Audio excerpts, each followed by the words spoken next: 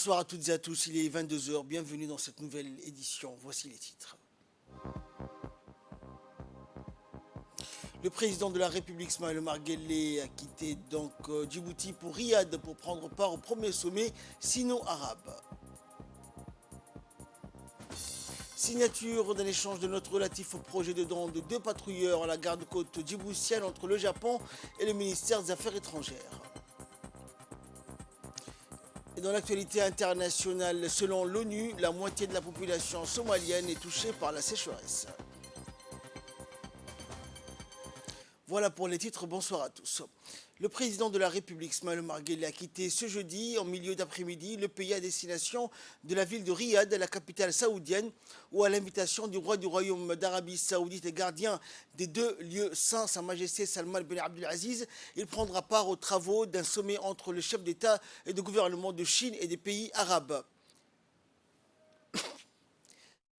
Première en son genre, cette rencontre a valeur d'une réunion au sommet entre les 2 parties. Sa visée principale est d'accroître le niveau d'échange et de partenariat stratégique entre les 2 ordres aux dispositions économiques et d'expertise complémentaires.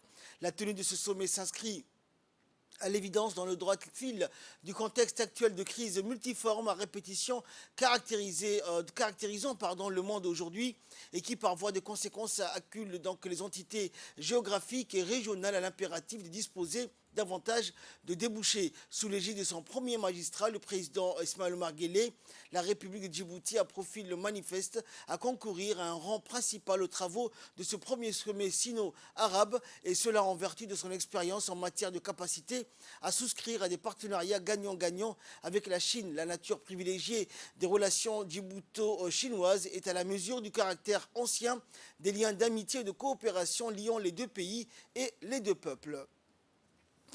Et le président de la Somalie, Hassan Sheikh Mahmoud, a quitté notre pays en fin d'après-midi aujourd'hui après un court séjour à Djibouti. Il a été salué à l'aéroport de Djibouti par le Premier ministre Abdelkader Kamel Mohamed et les officiels. Et lors de son séjour à Djibouti, le président somalien a eu un entretien en tête-à-tête avec son homologue djiboutien Ismaël Omar Guelleh. Plusieurs dossiers d'intérêt commun ont été évoqués lors de l'entrevue, ainsi que les voies et moyens de renforcer davantage les relations de coopération et fraternelle entre les 2 pays frères et voisins dans la corne de l'Afrique et qui sont liés par des liens solides et historiques. Lors de son séjour à Djibouti, le président somalien a participé à la clôture du forum d'idées organisé au Palais du Peuple par la Fondation Héritage et qui avait pour thème les changements climatiques et ses conséquences multiples dans la sous-région. En marge donc du second séminaire régional africain sur les objectifs de développement durable qui se tient à Djibouti, le président de l'Union interparlementaire Duarte Pacheco, accompagné du président de l'Assemblée nationale Mohamed Ali Ahmed, a effectué une visite de travail à l'université de Djibouti. Et ils ont été chaleureusement accueillis par le président de l'université et le doyen de la faculté de droit. Le président Pacheco a longuement échangé avec les étudiants sur le thème de la participation des jeunes à la vie démocratique de leur pays et les a exhortés à s'inscrire sur les listes électorales pour mieux peser dans le débat public.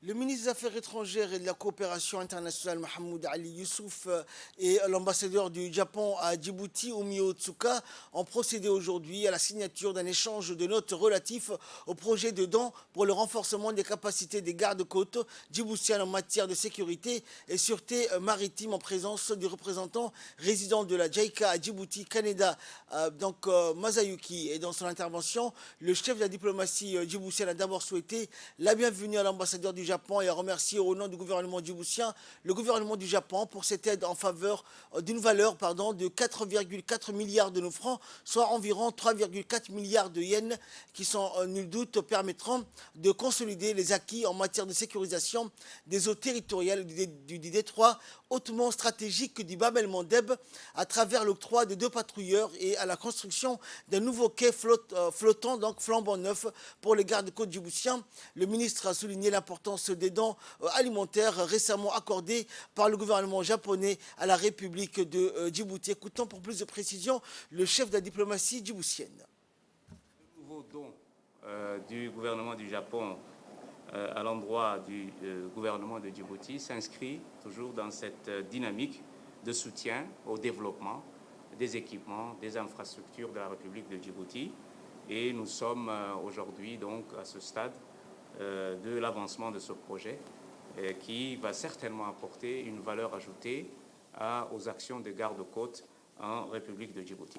L'autre élément important que je dois signaler, c'est que suite à l'appel lancé par la République de Djibouti concernant donc la situation de pandémie, post-pandémie, la sécheresse qui a frappé la région, la flambée des prix en raison de la guerre en Ukraine, le gouvernement du Japon a également décidé d'octroyer à la République de Djibouti 2 aides sans contrepartie en matière d'aide alimentaire.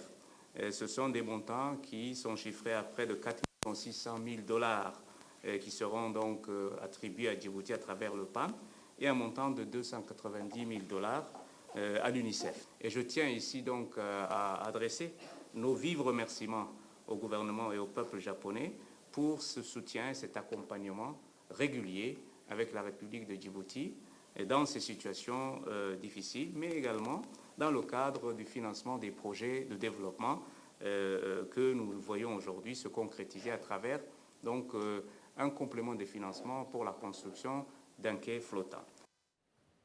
Dans l'actualité également, le ministre de l'économie et des finances, Ilyas Moussa Daoualé, a reçu dans son cabinet son homologue somalien pour une réunion de travail. Le ministre Daoualé a rappelé avec force l'amitié et les relations privilégiées qui lient Djibouti et la Somalie. Ils ont longuement discuté donc et évoqué les liens historiques et les relations privilégiées entre Djibouti et la Somalie qui continuent de s'illustrer à travers de nombreuses et belles réalisations communes aux 2 pays tout au long des 30 dernières années. Une fois le tête-à-tête terminé, place à une réunion élargie où toutes les différentes directions du ministère de l'économie ont fait plusieurs présentations des projets phares tels que le plan national de développement, mais aussi l'initiative Corne de l'Afrique et ses retombées en termes de développement économique pour la région. Suite à cela, une série d'échanges, de partage d'expériences et les perspectives d'avenir ont été à l'ordre du jour de cette journée. Après cette première réunion, le ministre des Finances de la Somalie s'est entretenu cette fois-ci avec les opérateurs économiques de la place. Une réunion qui, cette fois-ci, a porté sur le secteur privé djiboutien, l'écosystème, l'environnement des affaires, sa compétitivité et son cadre propice à la promotion et au développement mis en place par le gouvernement. Il s'agissait d'une présentation sur le rôle dans le développement économique du pays, une séance qui a illustré la coopération, mais aussi un partage d'expérience qui a été bénéfique pour le ministre des Finances somalien, suivi d'une série d'échanges.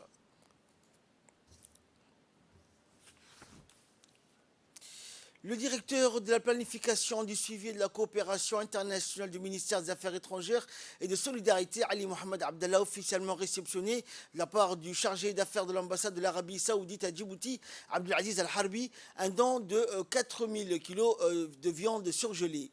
Ces 4000 viandes donc issues des sacrifices rituels et religieux effectués lors du dernier pèlerinage de la Mecque bien conditionnés dans des cartons ont été remis aujourd'hui aux autorités djiboutiennes par l'ambassade d'Arabie Saoudite à Djibouti. Cette cargaison a été acheminée par voie maritime dans des conteneurs réfrigérés. Cet événement marque un fait important, celui du retour au pèlerinage. En effet, cette pratique islamique d'envergure, rappelons-le, fut suspendue à cause de la pandémie de la Covid-19 et ce, pour une durée de 2 ans. Le ministère des Affaires sociales et de solidarité a réceptionné ce don en vue de la distribuer, comme à l'accoutumée, aux populations vulnérables et nécessiteuses du pays. Et lors d'une courte intervention, le directeur de la planification et du suivi et de la coopération internationale du ministère des Affaires sociales et de solidarité, Ali Mohamed Abdallah, a remercié le gouvernement saoudien et a rappelé la collaboration solide de longue date entre les 2 pays frères. On l'écoute.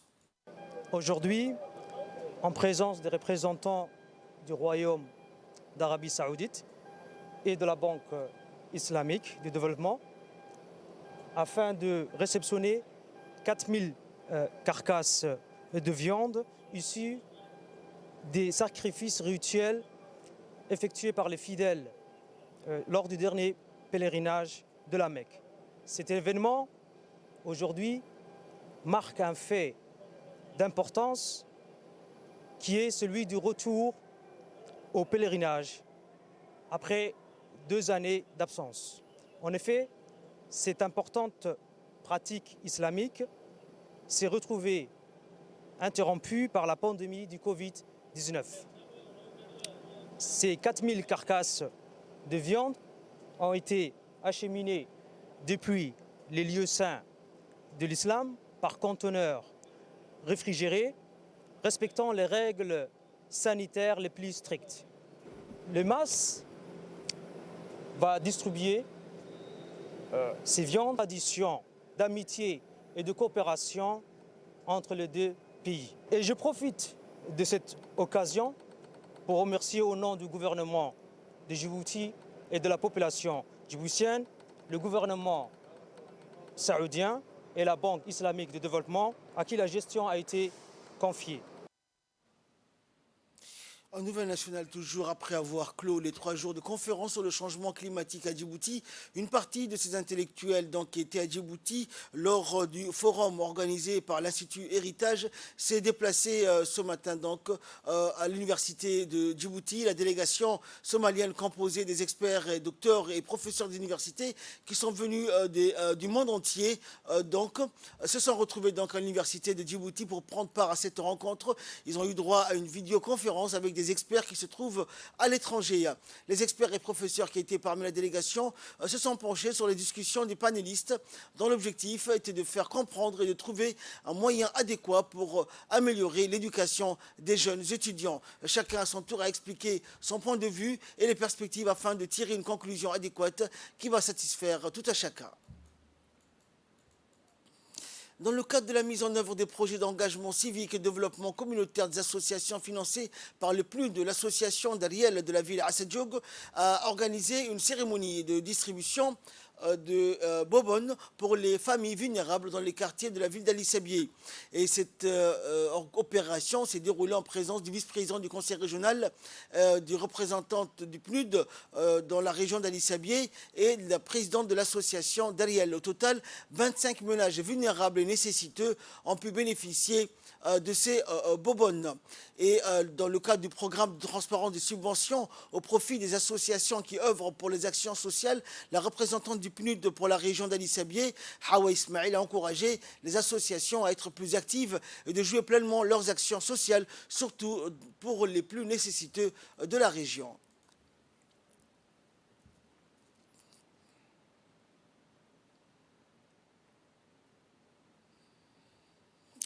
À l'instar de la capitale, la campagne nationale de vaccination contre la polio a été lancée aujourd'hui à Obok et les périphéries de la région. Une vaste campagne de vaccination qui a regroupé toutes les mères et enfants âgés de 0 à 5 ans de la région d'Obok. On prépare également à cette cérémonie officielle de lancement de cette campagne de vaccination contre la polio le sous-préfet, l'élu local de la région, les médecins-chefs du centre médico-hospitalier d'Obok et des cadres du ministère de la Santé et de l'UNICEF en mission pour la supervision de ces activités. Et dans une brève allocution lors de cette cérémonie, il a été rappelé par les autorités de la région à toutes les femmes mères ayant des petits-enfants âgés de 0 à 5 ans de prendre part à cette opération et de se rapprocher afin de pouvoir vacciner leurs enfants et de ne pas rater cette occasion.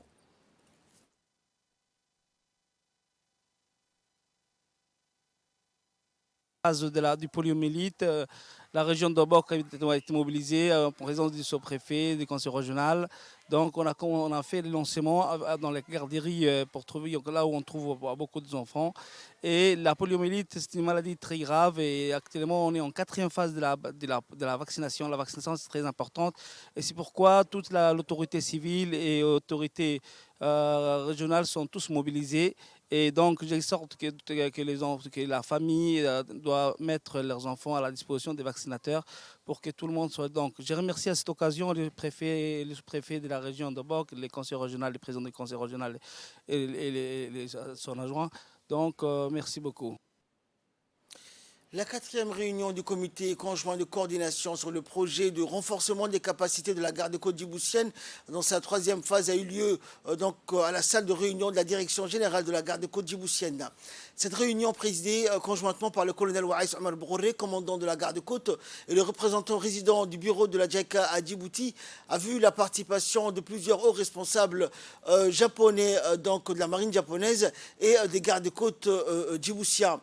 Et également vu la présence à cette réunion du lieutenant-colonel Mohamed Addaoué de la garde-côte djiboutienne. L'objectif de cette réunion était donc de revoir les activités réalisées conjointement entre les différentes parties prenant part au projet, mais aussi de valider le calendrier pour les années à venir. Et pour clore la réunion, une cérémonie de signature d'un protocole d'entente a été procéder entre la garde-côte djiboutienne d'un côté, la JICA et la garde-côte japonaise de l'autre, toujours sous la présidence du colonel Waïs Omar Bourré, commandant de la garde-côte djiboutienne. Une cérémonie de clôture d'une formation sur la lutte contre l'incendie, le sauvetage, le remorquage, sauvetage des naufragés et techniques de matelotage dont ont bénéficié les membres du service des moyens navals de la garde-côte djiboutienne, a suivi sous la direction du lieutenant-colonel Mohamed Addaoué,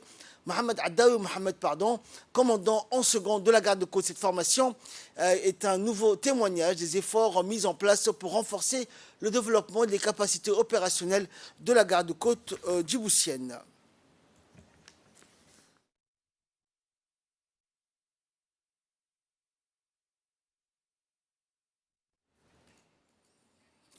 Sport, pour clore l'actualité nationale, la fédération djiboutienne de Kung Fu Wushu a participé au 8e championnat du monde junior de Wushu qui s'est déroulé du 2 au 11 décembre 2022 en Indonésie afin de se mesurer, de montrer sa performance et surtout d'évaluer les niveaux de compétences techniques et tactiques de ses compétiteurs sur le rang international. À ce titre, la fédération a aligné 3 meilleurs compétiteurs dans la discipline Taoulou, technique d'enchaînement martiaux codifiés, et ce, pour la première fois de l'histoire que la Fédération djiboutienne de Kung Fu Wushu participe à un événement de haut niveau sur le rang international en art martial. Tout au long de la journée, le public de connaisseurs présents dans les tribunes a pu assister à des démonstrations et affrontements de haute volée.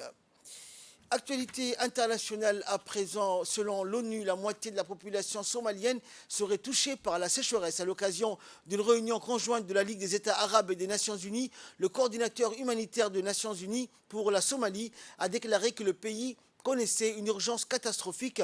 La Somalie souffre de sa 5e saison de pluie consécutivement ratée et une 6e est prévue pour l'année prochaine. Cette nation de fiers éleveurs a survécu à des générations de sécheresse, mais elle est aujourd'hui en proie à plusieurs crises mondiales simultanées. Une rare déclaration de famine pourrait être faite prochainement, la première déclaration significative dans le monde depuis la famine en Somalie il y a 10 ans.